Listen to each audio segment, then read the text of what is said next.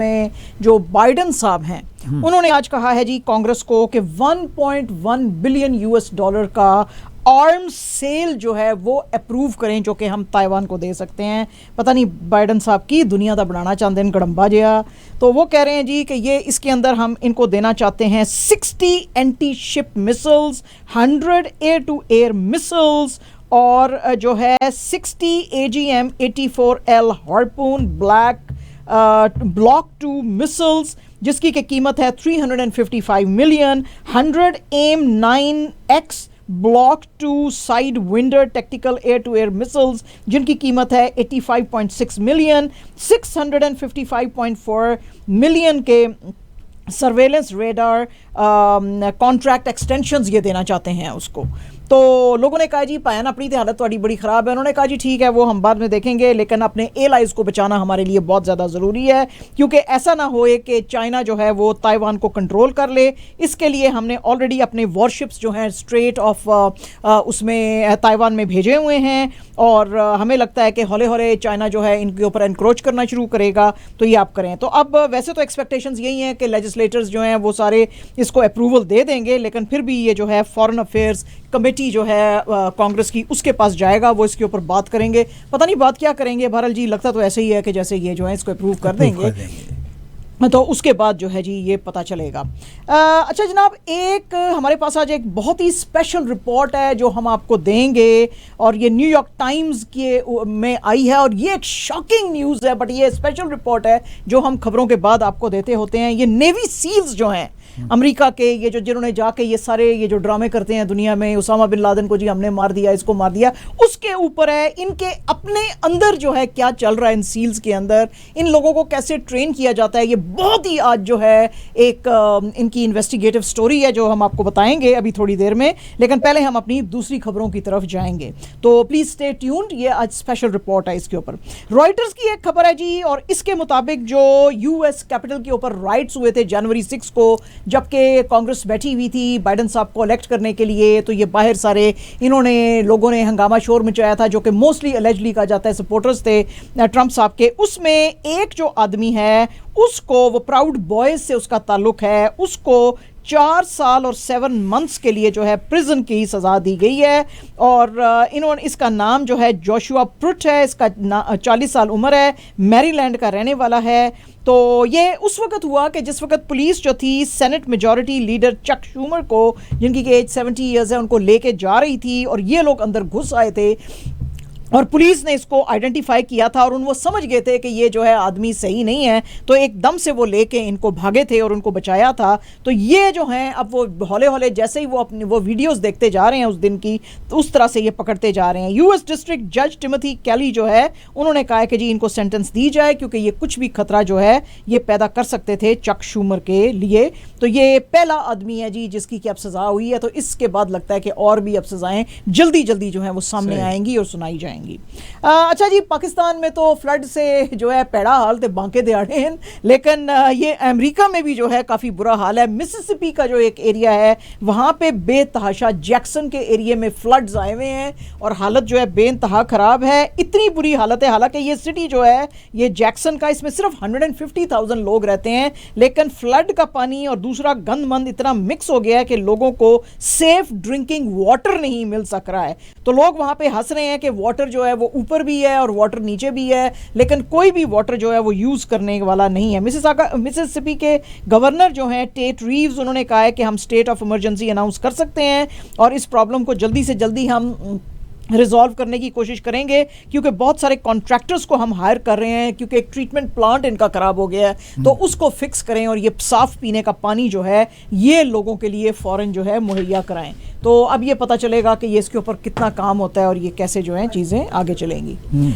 Bloomberg की जनाब आज एक रिपोर्ट है और बहुत दिनों से अब हम आपको बता रहे हैं कि ये जो ट्विटर का विसल ब्लोअर है पीटो ज़ैटको, जिसकी के रिपोर्ट पे कल पाकिस्तान फॉरेन ऑफिस ने भी बड़ा जो है वो कहा जो है वो कंसर्न शो किया है कि भाई अगर ट्विटर के अंदर प्रोटोकॉल्स जो हैं, सेफ्टी प्रोटोकॉल्स जो हैं, उनको नहीं फॉलो किया जा रहा और उसमें ब्रीच है तो कोई भी जो है वो उसके अंदर आके उठा सकता है, खासतौर पे उस सूरत में जबकि इसने जो है प्रीटो ज़ैटको ने कहा कि जी इंडियन गवर्नमेंट ने बड़ा जोर दिया था ट्विटर इंडिया को कि हमारा एक गवर्नमेंट का एजेंट बिठाओ ताकि वो सारी मॉनिटरिंग इसकी कर सके। उसके रहते हुए जनाब ब्लूमबर्ग की ये जो रिपोर्ट है एलॉन मस्क साहब के पास है, वो कहते हैं जी मैं तो पहले दिन से ही कह रहा था कि कुछ घोटाला चल रहा है इसके अंदर, ट्विटर के अंदर, और मैं कह रहा था आप लोगों को कि मुझे दिखाएं आप ये सारा कुछ कि क्या तुम्हारे प्रोटोकॉल्स हैं, और इसीलिए मैंने कहा था कि प्रोटोकॉल्स दिखाओगे तो मैं ये $54 बिलियन का टेक ओवर जो है ये मैं करूंगा, लेकिन अब आप मुझे नहीं दिखा रहे हैं तो मैं नहीं करूंगा। ट्विटर के जो लॉयर हैं उन्होंने कहा जी कि ये जो हमारी टर्म्स ऑफ अग्रीमेंट था उसके अंदर ये चीज़ें नहीं लिखी हुई थी और अब ये बिला वजह उसको टर्मिनेट कर रहे हैं डील को और उससे पीछे हट रहे हैं, जो कि इनका बिल्कुल वैलिड नहीं रीज़न है, ये बिल्कुल रॉन्गफुल है अंडर द डील। लेकिन इसके होते हुए जो ट्विटर के शेयर्स हैं वो 1.3% गिर चुके हैं और ये मस्क साहब जो थे इन्होंने इनकी प्राइस ऑफर की थी 54.20 पर शेयर, लेकिन अब इनकी कीमत जो है आज जो न्यूयॉर्क में खुली है दैट इज $39.50, तो मतलब है काफ़ी गिर गई है और उससे काफ़ी इनको नुकसान है। ट्विटर ने कहा है कि ये जो ज़ैटको के कंप्लेंट्स हैं ये बिल्कुल फॉल्स नैरेटिव हैं और ये बिल्कुल सच नहीं है। बहरहाल जी अब पता चलेगा क्या सच है तो क्या नहीं। इंडिया के अंदर जनाब नेशनल क्राइम रिकॉर्ड्स ब्यूरो जो है उसने आज इंडिया के अंदर औरतों के ऊपर कितने जुल्म होते हैं और क्या क्राइम्स अगेंस्ट विमेन कितने हैं उसकी आज ये, और ये कोई New York Times, Washington Post, Dawn news की न्यूज़ नहीं है, ये खुद इंडिया की जो नेशनल क्राइम रिकॉर्ड्स ब्यूरो है जिसके के बारे में एक्सपर्ट्स का कहना है कि हालांकि बहुत ज़्यादा ये शेड करती है लाइट जो क्राइम्स होते हैं अगेंस्ट विमेन इन इंडिया, फिर भी ये सब सच नहीं है, लेकिन फिर भी आपको ये एक आइडिया देगा। According to India's National Crime Records Bureau 31,677 rapes जो हैं वो रजिस्टर किए गए थे इंडिया में 2021 में, 87 रेप केसेस जिसका कि मतलब है every single day on average. Rajasthan जो है वो टॉप पे है इसमें, उसके बाद मध्य प्रदेश है और फिर जो है यूपी है। 19.3% इंक्रीज आया है रेप्स में लास्ट ईयर से और यहाँ पे क्राइम्स अगेंस्ट विमेन जो हैं 4,28,278 जो हैं वो रिकॉर्ड किए गए हैं, which is 13.2% rise in crimes against women in 2021 compare to 2022। इसके के अंदर वो कहते हैं जी कि इनके ऊपर जो अटैक्स और जो इनको रेप और जो इनको जो है वो किया गया वो डोमेस्टिक वायलेंस की गई, उसमें कोई ना कोई इनका जानने वाला जो था वो इन्वॉल्व था। और इसमें वो कहते हैं जी कि राजस्थान जो है उसमें 19% ज़्यादा रेप्स जो हैं आए हैं, उसके बाद राजस्थान में आए हैं, फिर जो है मध्य प्रदेश में और उत्तर प्रदेश में आए हैं। हर जगह पे 2000 से 6000 से ऊपर रेप केसेस जो हैं वो किए गए हैं। उसके बाद महाराष्ट्र में और फिर उसके बाद जो है दूसरी सिटीज़ में। जो सबसे कम रेप्स जो हैं जो इंडिया में रिकॉर्ड 2021 में किए गए थे वो नागालैंड में थे 4 और सिक्किम में थे 8। इसके अलावा जो डाटा ये रिवील करता है कि ये ऑफेंडर्स जो थे जिन्होंने कि ये रेप किया वो मोस्टली नोन थे, यानी कि 89% of these rapes were committed by friends, live in partners, husbands, family friends, employers, people known to women, जिसमें कि वो कहते हैं जी कि 64% केसेस अगेंस्ट विमेन जो थे वो 18 से 30 के एज में जो औरतें थी उनके अगेंस्ट था। और दिल्ली इसके अंदर सबसे हाईएस्ट नंबर पे था। दिल्ली में जो टोटल क्राइम्स हुए हैं विमेन के अगेंस्ट वो 32.20% हैं compare to other states. Maharashtra और वेस्ट बंगाल जो हैं उसके राजस्थान के बाद आते हैं, इसके दिल्ली के बाद। वो कहते हैं जी 31.8% क्राइम्स अगेंस्ट विमेन जो थे वो रिपोर्ट किए गए थे against husbands and relatives and people known to women. और क्राइम रेट जो था 1 केस रजिस्टर पर 1 lakh women population has gone up 64.5%। तो इसमें आज जो है बहुत ज़्यादा कंसर्न शो किया गया है हिंदुस्तान में जो क्राइम का रेट है अगेंस्ट विमेन उसके लिए। तो ये जो है आज बड़ा इसने जो है खलबली वहाँ पे मचाई है। हिंदुस्तान के अंदर एक और बच्ची थी 16 साल की, अंकिता उसका नाम है, धूमा की झारखंड की रहने वाली थी। उसके के बारे में कहा गया कि उसका एक मुस्लिम स्टॉकर था, एक लड़का शाहरुख हुसैन, जिसकी की उम्र 23 थी, जो कि इसको चाहता था, इसके पीछे आता था। तो रात को ये सो रही थी तो एक खिड़की जो इसके कमरे की ओपन थी उसमें से इसने इसके ऊपर तेल फेंका है अलेजडली, जिसकी की वजह से ये बच्ची जल के मर गई।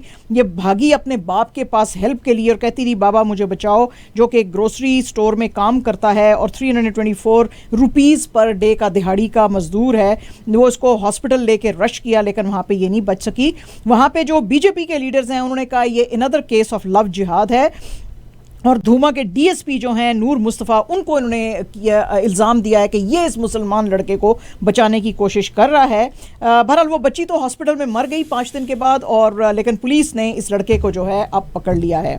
इसके साथ साथ एक और भी केस जो है रजिस्टर जो किया गया है यहाँ पे, वो है एक इंस्पेक्टर हैं अनूप कुमार मौर्य। यानी आप देखें कि लोग पुलिस के पास जाते हैं प्रोटेक्शन के लिए, तो ये पुलिस साहब ने क्या किया, अनूप कुमार मौर्य साहब जो हैं इनके पास एक खातून गई कि मेरी बेटी जो है उसको रेप किया गया है और उसको बचाने की ज़रूरत है। तो इसने जो है उसकी माँ को ही रेप कर लिया, उस बच्ची की माँ को, और उसको कहा कि this is called love, this is not rape.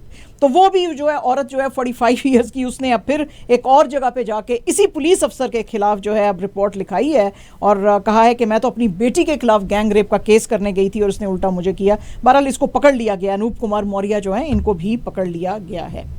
Afghanistan की भी हालत कुछ अच्छी नहीं है जी। अफ़गानिस्तान के जो इलाके हैं ये कुनूर, लखमर, लोगर, वर्दक, नंगरहार, नौरिस्तान, पाटिका, परवान, यहाँ पे भी बेतहाशा फ्लड्स आए हुए हैं और उन फ्लड्स ने जो है यहाँ पे हालत काफ़ी ख़राब की हुई है। Mullah Abdul Latif Mansoor, acting minister of energy और वाटर जो है, उन्होंने कहा जी कि हमारी हालत बहुत ज़्यादा ख़राब है क्योंकि बैक टू बैक बहुत सारे जो नेचुरल कैलामिटीज़ हैं वो यहाँ पे आ रहे हैं। अभी फ्लड्स आए हुए हैं, इससे पहले जो थे आया था ड्राउट आया था और अर्थक्वेक आया था जिसमें 1000 लोग मर गए थे।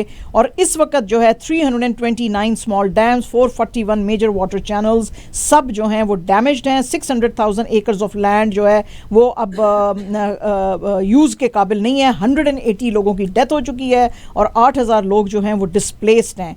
तो उन्होंने इंटरनेशनल कम्युनिटी को कहा है कि एक तो आपने हमारी इंटरनेशनल एड भी बंद कर दी है और भी अब हमको पैसे नहीं आ रहे हैं, तो हमारे लिए बहुत ज़्यादा मुश्किल है। यूनाइटेड नेशंस की ने एक जॉइंट जो है वो इनिशिएटिव लॉन्च किया है जिसमें कि कहा गया है कि पाकिस्तान को 160 मिलियन यूएस डॉलर्स जो हैं रिलीफ में देने की ज़रूरत है क्योंकि जो फ्लड्स ने तबाही वहाँ पे मचाई है। उसके लिए जो यूनाइटेड नेशंस के सेक्रेटरी जनरल एंटोनियो गुटरेस हैं, उन्होंने कहा है कि पाकिस्तान को बहुत ज़्यादा ज़रूरत है इस हेल्प की, तो सारी दुनिया को हेल्प करने की जरूरत है। इस मौके पे इन की नोट एड्रेस फॉरेन मिनिस्टर जो है पाकिस्तान के बिलावल भुट्टो जरदारी, उन्होंने कहा जी कि ये बहुत बड़ी कैलामिटी है जो कि एक पूरी सदी के अंदर आई है जिसमें कि बहुत heart wrenching scenes of loss, damage और डिस्पेयर है और हम जो है रेस्क्यू और रिलीफ का काम जारी रखे हुए हैं। लेकिन मिड जून से जो मानसून रेन्स हो रही हैं उसने हमारे मुल्क में बहुत तबाही मचाई है, तो पाकिस्तान को हेल्प की ज़रूरत है। तो मैं पूछना चाहती थी पायन, आपने कितना डोनेट किया अपनी जेब से जरदारी साहब? तो बिलावल भुट्टो जरदारी साहब दुनिया से भीख फिर से मांग रहे हैं, अपनी जेब से भी कुछ नहीं दे दें। बहरहाल जी आपने कोई नहीं दी। तो ये जनाब आज वहाँ पे हुआ है। District and session court Karachi के अंदर जो है जी, उन्होंने ये जो अभी आरफाबाजी थोड़ी सी बात बता रही थी कि लीडर ऑफ अपोजिशन जो है सिंध असम्बली में हलीम आदिल शेख, उनको जो कहा गया था कि पुलिस कस्टडी में देंगे फिजिकल रिमांड पे, उसके लिए ना बोल दिया है क्योंकि उन्होंने कहा, हलीम आदिल शेख ने कहा कि पुलिस वालों ने मेरे पे बेतहाशा जुल्म किए हैं, मुझे मारा पीटा है और मुझे मेंटली और फिजिकली जो है ये टॉर्चर किया है। और इनका केस जो था वो एंटी एनक्रोचमेंट फोर्स के पास था और क्योंकि इनको कहा गया था कि आपको हम लैंड ग्रैबिंग के केस में ट्राई कर रहे हैं और इनके खिलाफ जो है वो एफआईआर लिखाई गई थी। शेख साहब के जो काउंसिल हैं उन्होंने कहा कि ये जो ताबेदार हैं बहुत सारे हाथ जोड़ के जो बड़ों के पास खड़े हैं, इन्होंने ये केस रखा है, वरना ऐसी कोई बात नहीं है, मेरे क्लाइंट ने ऐसी कोई वो नहीं की है और ये जो फिजिकल रिमांड है ये इसका देने का तो कोई मकसद ही नहीं बनता है। तो कोर्ट ने दोनों तरफ की आर्ग्यूमेंट सुनने के बाद कहा कि भाई फिजिकल रिमांड ना दें क्योंकि ये ऑलरेडी बहुत ज़्यादा बीमार हैं, इनकी जो मेडिकल रिपोर्ट्स और चीज़ें सामने आई हैं उससे यही लगता है, तो आप इनसे पूछताछ करें, लेकिन हम रिमांड की इजाज़त नहीं दे सकते हैं। इस्लामाबाद हाई कोर्ट ने जी जो शहबाज गिल की जो थी बेल प्ली सेडिशन केस में, उसको रिजेक्ट कर दिया है। और session district and additional district and session जज जो हैं ज़फ़र इकबाल साहब, उन्होंने आर्ग्यूमेंट सुने दोनों साइड के, और उन्होंने कहा जी कि ये टीवी के एक प्रोग्राम के अंदर जो इन्होंने कंट्रोवर्शियल कमेंट्स दिए थे, जिसकी के बाद इसको इस्लामाबाद पुलिस ने पकड़ा था बनी गाला से अगस्त 9 में, उनको उसमें इनको बेल नहीं दी जा सकती है, क्योंकि इन्होंने अंडर सेक्शन 161 जो है, जो कोई गलतियां थीं उनको दुरुस्त कर लिया गया, क्योंकि पुलिस के बारे में कहा था इनके काउंसिल ने कि मुझे एविडेंस दिखाई नहीं गई है शहबाज गिल की, तो पुलिस ने दे दी। तो कोर्ट ने कहा कि अब तो वो सेक्शन 161 भी नहीं रहा, सारी चीज़ें भी सामने आ गई हैं और इन्होंने ये बातें की भी हैं। तो इनके लॉयर ने कहा कि वो कुछ बदनीयती में उन्होंने नहीं की और इनका मकसद ट्रीजन कमिट करना नहीं था, तो इसलिए ये सारे ट्वीट्स जो हैं आर्मी हेलीकॉप्टर इंसिडेंट के ऊपर जो इन्होंने किए थे वो बिल्कुल इनकरेक्टली किए गए हैं, या तो इनके हैं नहीं या उसको तोड़ मरोड़ के पेश किया गया है, तो ये मिसअंडरस्टैंडिंग है। लेकिन फिर भी जी बेल इनकी जो है खारिज नहीं की गई है। लाहौर के अंदर लाहौर जो है जो कॉमर्स एंड इंडस्ट्रीज़ के हेड हैं जिनका के नाम है प्रेसिडेंट हैं इनके नुमान कबीर साहब, उन्होंने लाहौर को आज कहा है और लार्जर तौर पे पाकिस्तान गवर्नमेंट को भी कहा है कि चूँकि मुल्क में सब्जियों की कीमत बेतहाशा ऊपर हो गई है, इसलिए हमको इंडिया से लाने की ज़रूरत है, और सितंबर अक्टूबर नवंबर में तो ये प्राइसेस और भी ऊपर चली जाएंगी, और हमारे ट्रेडर्स जो हैं इस वक्त का फ़ायदा उठाते हुए बेतहाशा प्रॉफिट जो है वो कमा रहे हैं। टोमेटोज़ की कीमत जो ऑफिशियल है वो 190 रुपीज़ पर केजी है, लेकिन ट्रेडर्स उसको 250 रुपीज़ पर केजी बेच रहे हैं। अनियंस की कीमत जो है ऑफिशियल तौर पे 300 है, 320 पे बेच रहे हैं, नहीं 300 पे बेच रहे हैं, हालांकि ऑफिशियल प्राइस जो है वो 290 है पर केजी। पोटैटोज़ जो हैं उनको 100 रुपीज़ पर केजी है, लेकिन उसको जो है ये 140 रुपीज़ पर केजी पे बेच रहे हैं। इसी तरह गार्लिक जो है उसकी भी कीमत जो है वो 200 से नीचे है, और ये 250 रुपीज़ पर केजी बेच रहे हैं। तो इसलिए जो है हमारे लिए बहुत इम्पॉर्टेंट है कि हम हिंदुस्तान से बहुत ज़्यादा सस्ती सब्जियां हमें मिलेंगी, वो हम लेकर आएँ। तो अब देखेंगे क्या होता है। फिल्म मेकर जो अनुराग कश्यप हैं उन्होंने आदित्य चोपड़ा के बारे में कहा है कि यश राज फिल्म्स को इन्होंने पूरी तरह से बर्बाद कर दिया है और उसको ये हैंडल नहीं कर सके हैं, क्योंकि यश राज मूवीज़ की जो बैक टू बैक फिल्म आई हैं, सम्राट पृथ्वीराज, जैश भाई जोरदार और शमशेरा, ये तीनों की तीनों जो हैं ये फ्लॉप हुई हैं, जिसके के ऊपर अनुराग कश्यप ने कहा कि इतनी बड़ी एम्पायर को चलाना आसान नहीं है, और ये जो हैं इन्होंने इसको बर्बाद कर दिया है। इसके ऊपर जो है अनुपम खेर साहब अब सामने आए हैं। हालांकि अनुपम से खेर साहब ने कहा था कभी कि यश राज फिल्म्स जो हैं मुझे अब हिस्सा नहीं अपनी फिल्मों में देते हैं, फिर भी उन्होंने कहा जी ये इतनी बड़ी एम्पायर को रन करना इतना ईजी नहीं है और लोगों के लिए, लेकिन कमेंट करना बड़ा ईजी होता है। और एनीवेज अनुराग कश्यप जो है उसके पास कोई अथॉरिटी नहीं है कि वो ह्यूमन बिहेवियर या उनके ऊपर जो है कोई कमेंट्री कर सके, तो इसलिए ऐसे कमेंट्री नहीं करनी चाहिए। अली अब्बास ज़फ़र की जो मूवी है जनाब जोगी का ट्रेलर आ गया है, और इसके अंदर देखा जा रहा है कि 1984 जो सिख राइट्स हुए थे उसके ऊपर है। इसके अंदर दिलजीत दोसांझ हैं, मोहम्मद ज़ीशान अयूब, कुमुद मिश्रा, हितिश तेजवानी हैं, और इसके अंदर वो बता रहे हैं कि कैसे ये एक फैमिली और फ्रेंड्स को बचाने की कोशिश कर रहे हैं जब राइट्स चल रहे थे, और उसमें इनको कैसे हरास किया जा रहा है। ख़ास तौर पे जो ट्रेलर में एक बस का सीन दिखाया गया है जहाँ पे उनको कहा जा रहा है कि तुम सरदार मुंडे यहाँ पे नहीं रह सकते और एंड ऑल दोज थिंग्स, तो उसके ऊपर ये फिल्म है जो आने वाली है। तो अब लोग जो हैं मिला जुला इसके ऊपर है कि कुछ लोग कह रहे हैं कि ज़्यादा ही इसको जो है वो हाइप दी जा रही है, और कुछ कह रहे हैं जी कि ये बिल्कुल सच के ऊपर है। हॉकी कनाडा जो है जी उसने आज कहा है कि वो अपने प्रेसिडेंट और सीईओ स्कॉट स्मिथ को जो है हर हाल में बैक करेंगे, क्योंकि आपको पता ही है कि हॉकी कनाडा के ऊपर बहुत सारे सेक्सुअल एलिगेशंस आ गए थे हरासमेंट के। इसमें एक लड़की जो थी उसने कहा था कि 2018 की जो मेंस जूनियर टीम थी उसने लंदन में जो गाला हो रहा था उसके अंदर मुझे असॉल्ट किया था सेक्सुअली। उसके बाद एक इन्वेस्टिगेशन बिठाई गई थी जिसके बाद कहा गया था कि जी हॉकी कनाडा ने लोगों को पैसे देके हश करने की कोशिश की गई थी, लेकिन बोर्ड के जो चेयरमैन हैं अब माइकल ब्रिंड आर्मर, उन्होंने जो रिज़ाइन कर दिया था अगस्त 6 को ये इन सारे एलिगेशंस के बीच में। लेकिन जो इंटरम बोर्ड के चेयर हैं जो एंड्रिया स्किनर, उन्होंने कहा कि नहीं नहीं, हम इनके पीछे खड़े हुए हैं और हमने इन्वेस्टिगेशन बिठाई हुई है, तो इन्वेस्टिगेशन के जो रिपोर्ट्स आएंगी उसमें इनका कुछ लेना देना नहीं है, उसके ऊपर फिर हम अमल करेंगे। एंड जनाब फॉर्मर यूएस चैंपियन जो हमारी बियांका एंड्रिस्को हैं, वैसे तो उन्होंने आज हरा दिया है इनको, जो है अपनी जो थी ओपोनेंट थी, उनको इन्होंने हराया है हार्मनी टैन को 6-0-3-6-6-1। लेकिन बड़ा मजे का ये वाकया ये हुआ कि इन्होंने नाइकी का ड्रेस जो पहना हुआ था, तो बार बार इनकी स्कर्ट उड़ रही थी, जिसकी की वजह से ये अपनी शॉर्ट्स नहीं खेल रही थी। तो इन्होंने नाइकी के उस ड्रेस के बारे में कह दिया कि it's a very very bad dress, और अगर मैं ठीक से नहीं कॉन्सेंट्रेट कर सक रही हूँ तो it's not my fault, it's Nike's fault, it's so bad. और फिर ये उधर गई उसके पास, रेफरी के पास, उन्होंने कहा कि मैं चेंज करके प्लीज आ सकती हूँ। Then she went and she changed and came back again in the Nike dress. तो उसके ऊपर नाइकी ने बड़ा माइंड किया, उन्होंने कहा जी बाजी आपने ये क्या बातें की हैं, तो इन्होंने फिर अपोलोजाइज किया। इन्होंने कहा कि नहीं I should not have commented like this. PCB के जो चीफ मेडिकल ऑफिसर हैं डॉक्टर नजीबुल्लाह सोमरो, उन्होंने कहा जी कि शाहीन शाह अफरीदी जो हैं उनको अब लंदन भेजा जा रहा है इलाज के लिए, और वहाँ पे इनको अनइंटरप्टेड और डेडिकेटेड नी स्पेशलिस्ट केयर चाहिए जो कि लंदन में बेस्ट होती है, उसके लिए इनको भेजा जा रहा है, जिसके के बाद ये फुल रिकवरी के बाद ही वापस आएंगे। और वहाँ पे पीसीबी का जो मेडिकल एडवाइजरी पैनल है वो भी रहेगा, और वहाँ पे उसके अंदर जो लंदन बेस्ड डॉक्टर इम्तियाज़ अहमद और डॉक्टर ज़फ़र इकबाल हैं वो सारी चीज़ को फोरसी करेंगे। तो जब तक ये पूरी इनकी रिहेबिलिटेशन नहीं हो जाती ये लंदन से वापस नहीं आएंगे।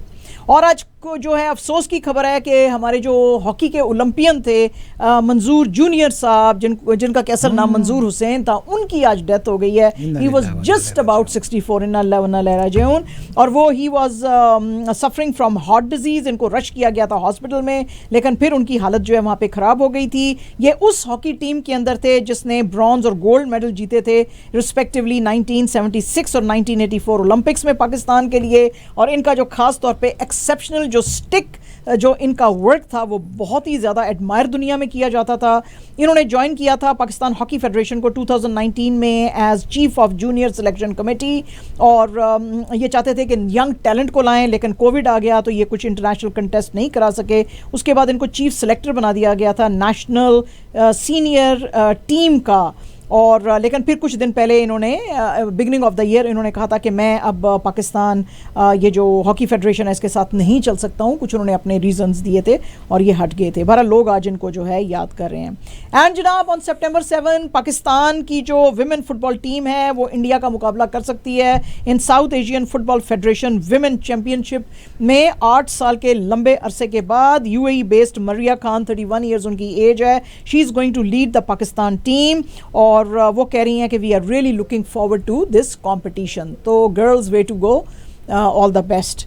एंड जनाब absolutely our last news is, इसके बाद आएगी special report. Bangladesh and Afghanistan का जो आज मैच था एशिया कप में 2022 में, जनाब आज फिर से जो है अफगानिस्तान ने हरा दिया बांग्लादेश को 7 विकेट से, और ये इनकी एशिया कप में दूसरी जीत है। पहला जो मैच इनका श्रीलंका से हुआ था उसको भी हराया था, तो अब ये दूसरा इन्होंने बांग्लादेश को हराया है। ये मैच शारजा स्टेडियम में हो रहे थे, शारजा क्रिकेट स्टेडियम में, और इनके बॉलर्स ने अफगानिस्तान के ज़बरदस्त बॉलिंग करते हुए 127 रन्स पे इनको आउट कर दिया था, और इनका टारगेट था 128 रन्स जो कि इन्होंने 131 बना के 3 आउट हुए थे इनके 18.3 ओवर्स में पूरा किया। नजीबुल्लाह ज़दरान जो थे उन्होंने 43 नॉट आउट बनाए ऑन 17 बॉल्स, और नजीबुल रहमान राशिद खान ने 3 विकेट्स ली। और जो है उसके अलावा जो बांग्लादेश की तरफ से एक ही लड़का मुसद्दक उल हुसैन जो था इनका टॉप स्कोरर रहा, 48 नॉट रन ऑफ 31 बॉल्स। तो जनाब ये रही, और उसके बाद अब हम शुरू करेंगे अपनी स्पेशल रिपोर्ट।